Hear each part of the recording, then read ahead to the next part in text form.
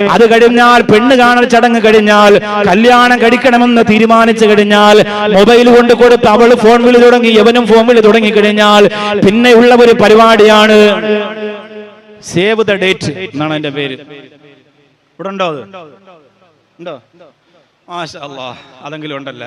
ഒന്നുമില്ല, നിങ്ങൾ പിരിവ് നടക്കാൻ വേണ്ടി ചിലപ്പോൾ പൈസ ഒന്നുമില്ല, ഇവിടെ ഒന്നുമില്ല, ഇവിടെ സൂപ്പറാ അങ്ങനെ പറയുന്നു വിചാരിച്ച പറഞ്ഞു വന്നപ്പോ അതുണ്ട്. ഉള്ളതിനൊക്കെ തല കുലുക്കി കൂളി. സേവ് ദ ഡേറ്റ് എന്തിനാണ്? എന്ത് തേങ്ങാ കൊലക്കാണ് സേവ് ദ ഡേറ്റ്? മനുഷ്യരല്ലേ നമ്മള്? എത്ര വൃത്തികേട. എന്നിട്ടിപ്പോ ഇൻസ്റ്റഗ്രാമിലൊക്കെ അങ്ങനെ തന്നെ ഇടണം. എന്ത് ചുണ്ട് ലിപ് ലോക്ക് എന്നാണ് അതിന്റെ ഓമന പേര്. അത് പരസ്യമായിട്ട് നാണമില്ലാതെ പറയാൻ തന്നെ ലജ്ജ തോന്നാണ്. എത്ര മോശമാണ്, എത്ര മോശമാണ് സേവ് ദ ഡേറ്റ്.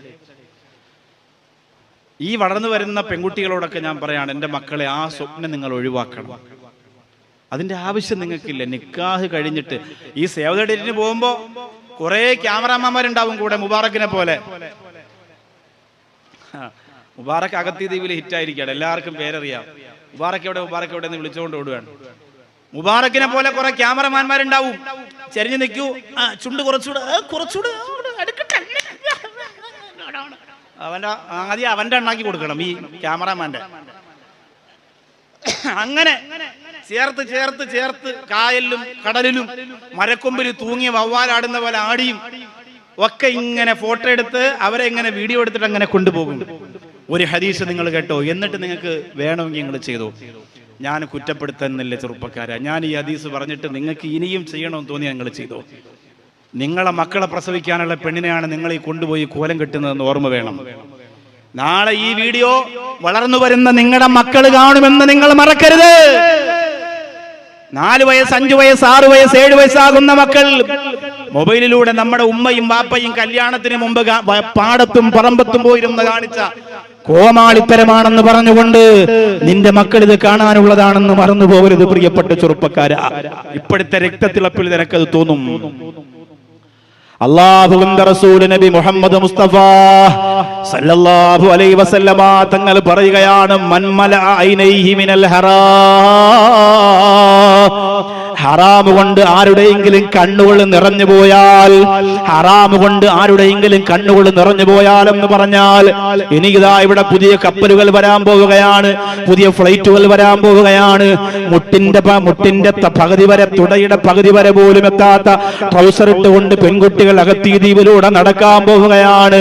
കാത്തിരിക്കുന്ന അഗത്തി ദ്വീപിലെ ചെറുപ്പക്കാരാ, ഇതിലും വലിയ പെമ്മാടിപ്പരം കണ്ട കടലാണ്, ഇതിലും വലിയ തോന്നിവാസം കണ്ട കടലാണ് ഈ കടലെന്ന് നിങ്ങൾ മറന്നു പോവല്ല. എത്രയോ കടലിന്റെ തിരമാലകൾ അല്ലാഹുവിനോട് പ്രാർത്ഥിച്ചിട്ടുണ്ട്, പടച്ചവനെ ഈ ഹറാമിയത്ത് കാണിക്കുന്ന ജനങ്ങള് ഞങ്ങളങ്ങെടുത്ത് കൊന്നു കളയട്ടെ അല്ലാ.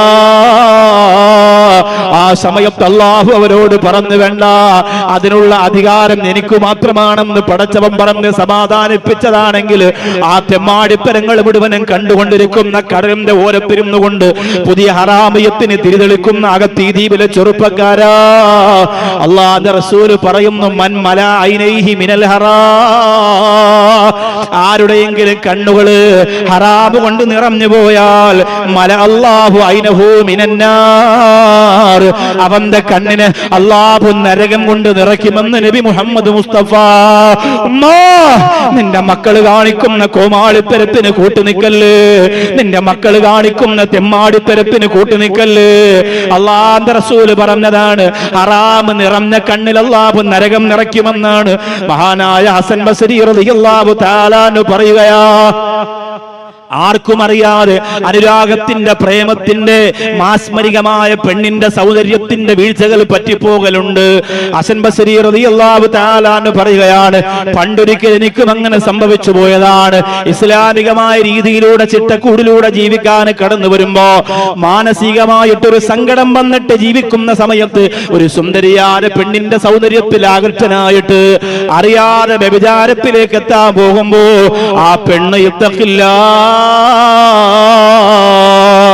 നീ അല്ലാഹുവിനെ പേടിക്കണമെന്ന് പറഞ്ഞപ്പോ എന്റെ ഹൃദയാന്തരത്തിന്റെ ഉള്ളറയിലേക്ക് എന്റെ പടച്ചവനോടുള്ള വല്ലാത്ത ഖൗഫ് കടന്നു വന്നിട്ട് ഞാൻ അതിൽ നിന്ന് ഒഴിവായെന്ന് മഹാനായ ഹസൻ ബസ്രി റളിയല്ലാഹു തആല അൻഹു പറയുമ്പോ ഹസൻ ബസ്രി തങ്ങൾ പറയുകയാണ്, അതൊക്കെ നിങ്ങളുടെ ജീവിതത്തിൽ ഉണ്ടാകാം, പക്ഷേ അല്ലാഹുവിനോട് തൗബ ചെയ്ത് മടങ്ങണമെന്നാണ് അഗത്തി ദ്വീപിലെ ഒരു പ്രിയപ്പെട്ട ചെറുപ്പക്കാരനോട് പറഞ്ഞതാണ്.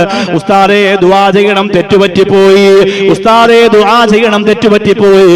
ആ പൊന്നുമോനോട് ഞാൻ പറയുന്നു, അല്ലാഹു നിനക്ക് പുറത്തു തരട്ടെ മോനെ. ഒരു നാണം കൂടാതെ, ഒരു ലജ്ജയും കൂടാതെ എന്റെ മുമ്പിൽ വന്നിട്ട് നീ അത് പറഞ്ഞിട്ട് ദുആ ചെയ്യണമെന്ന് പറഞ്ഞല്ലോ. അല്ലാഹുവിനോടും അതുപോലെ പൊട്ടിക്കരഞ്ഞുകൊണ്ട് പറഞ്ഞാൽ കാരുണ്യവാനായ പടച്ചവൻ പുറത്തു വരുമല്ലോ. അതുപോലും ചിന്തിക്കാറ് വ്യഭിചാരത്തിന്റെ കള്ളിന്റെ ലഹരിയുടെ കോട്ടകൊത്തളങ്ങൾ കെട്ടിയെടുപ്പെടുത്തിട്ട് ജീവിക്കുന്ന എത്രയോ ചെറുപ്പക്കാരുണ്ട്. അല്ലാഹുവേ പടച്ചവരെ നീ ഞങ്ങളെ കാക്കണേ അല്ലാ, നീ ഞങ്ങളെ കാക്കണേ അല്ലാ. ഇന്നലെ രാത്രി ഞാൻ ഇവിടെ പ്രസംഗിച്ചപ്പോ റഷീദുൽ ബഗ്ദാദി റളിയല്ലാഹു അൻഹുവിന്റെ ചരിത്രം പറഞ്ഞല്ലോ.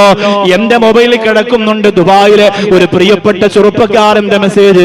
ഉസ്താദ് ഇന്നലെ അഗത്തീദ്വീപിലെ പ്രസംഗത്തിൽ റഷീദുൽ ബഗ്ദാദിയുടെ ചരിത്രം നിങ്ങൾ പറഞ്ഞപ്പോ, ഒരുപാട് വർഷങ്ങൾക്ക് മുമ്പ് ആലുവ മണപ്പുറത്ത് നിങ്ങൾ പ്രസംഗിച്ചപ്പോ ആ ചരിത്രം കേട്ടതിന്റെ അന്ന് മുതൽ സ്വലാത്ത് എല്ലാം തുടങ്ങിയതാ.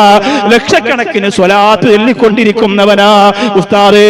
ആ സ്വലാത്ത് ചൊല്ലിയിട്ട് എനിക്കൊരു അനുഭവം ഉണ്ടായെന്ന് പറഞ്ഞ് അല്ലാഹുവിന്റെ റസൂലിന്റെ പരിശുദ്ധ മദീനത്ത് റിയാദുൽ ജന്നയിൽ നിസ്കരിക്കാൻ അവസരം കിട്ടിയ ഒരു മഹാത്ഭുതത്തെ കുറിച്ച് ആ ചെറുപ്പക്കാർ വിശദീകരിക്കുമ്പോ, അഗപ്പി ദ്വീപിലെ ചെറുപ്പക്കാരാ, ഇസ്ലാമിന് വിഭാവനം ചെയ്ത ജീവിതം കൊടുക്കേണ്ട മക്കളെ, അല്ലാഹുവിന്റെ അത്ഭുതങ്ങളെ കാണാനുള്ള കണ്ണുകൊണ്ട് ഹറാമ് കാണാ, അല്ലാഹുവിന്റെ ഖുർആൻ ഓതേണ്ട നാവ് കൊണ്ട് ഹറാമ് പറയാൽ, അല്ലാഹുവിന് വേണ്ടി നടന്നെടുക്കേണ്ട കാലുകൾ കൊണ്ട് ഹറാമിലേക്ക് പോകാൻ, അല്ലാഹുവിന് വേണ്ടി ചിന്തിക്കേണ്ട ഹൃദയാന്തരങ്ങൾ ഹറാമിയത്തിന്റെ വിഷവിത്തുകൾ പാകുന്ന മക്കളെ, മടങ്ങി വരാൻ ഒരവസരം നിനക്ക് അല്ലാഹു തരുകയാണ്.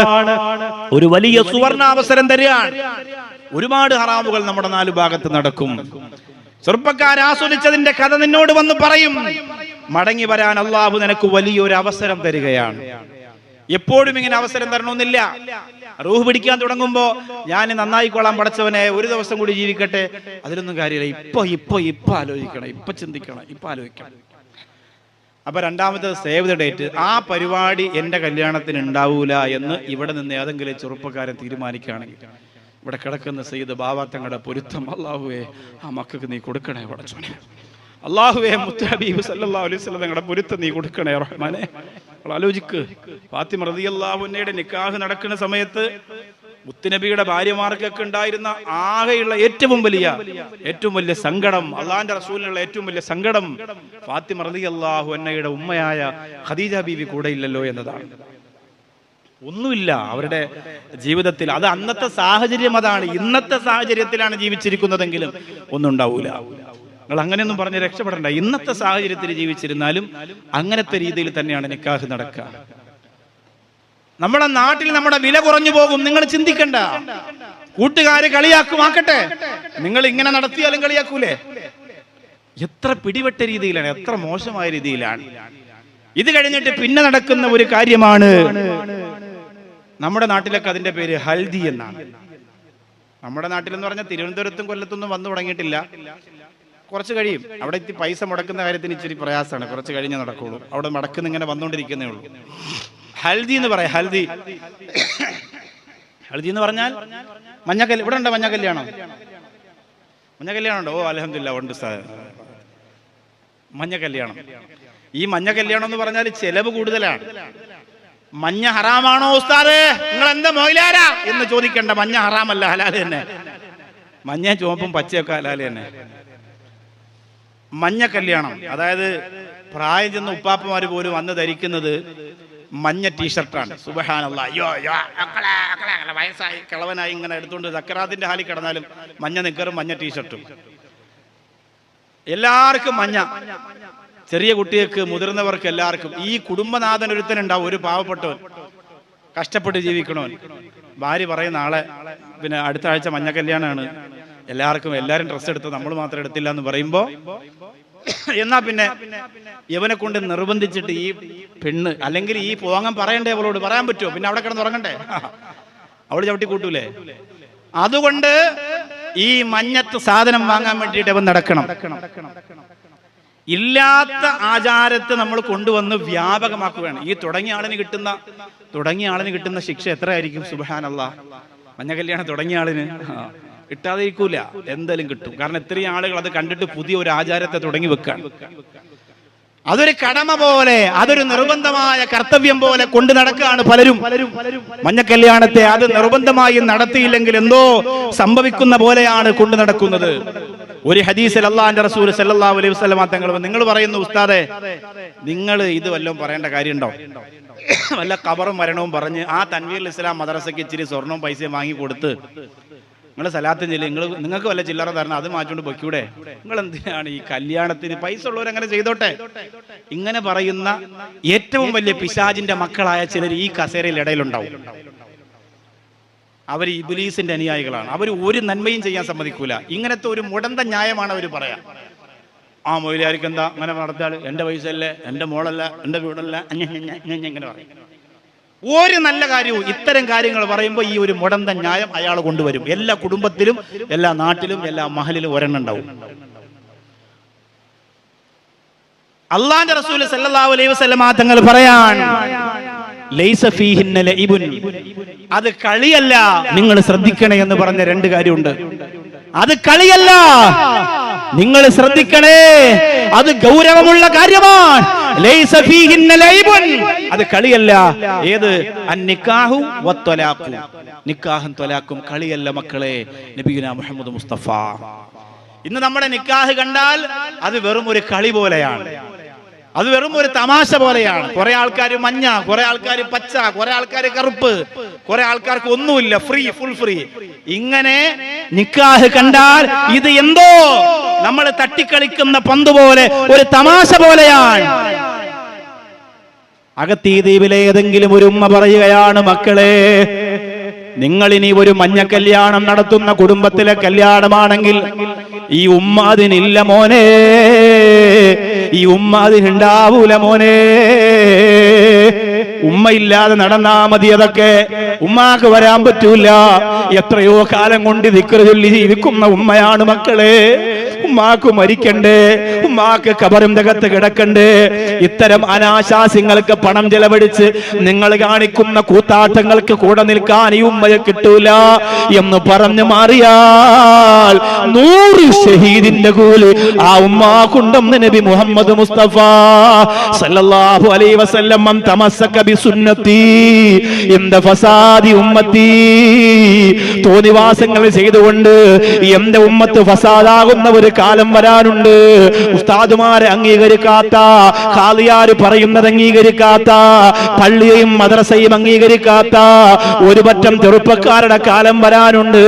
ആ കാലഘട്ടത്തിൽ ഹറാമാണെങ്കിൽ ഞാനില്ല, അല്ലാഹുവിന്റെ റസൂൽ ഇഷ്ടപ്പെടാത്ത തോന്നിവാസത്തിന് ഞാനില്ല എന്ന് പറഞ്ഞുകൊണ്ട് ആരെങ്കിലും മാറിയാൽ, അല്ലാഹുവിന്റെ പേര് പറഞ്ഞുകൊണ്ട് മാറിയാൽ, അല്ലാഹുവിന്റെ റസൂലിന്റെ പേര് പറഞ്ഞുകൊണ്ട് മാറിയാൽ, ഈമാന്റെ പേര് പറഞ്ഞുകൊണ്ട് മാറിയാൽ, തഖ്വയുടെ പേര് പറഞ്ഞുകൊണ്ട് മാറിയാൽ, ഫലഹു അജ്റു മിഅത്ത് ഷഹീദ്, അവന് 100 ഷഹീദിന്റെ കൂലിയാണെന്ന് നബിയുനാ മുഹമ്മദ് മുസ്തഫ സല്ലല്ലാഹു അലൈഹി വസല്ലം.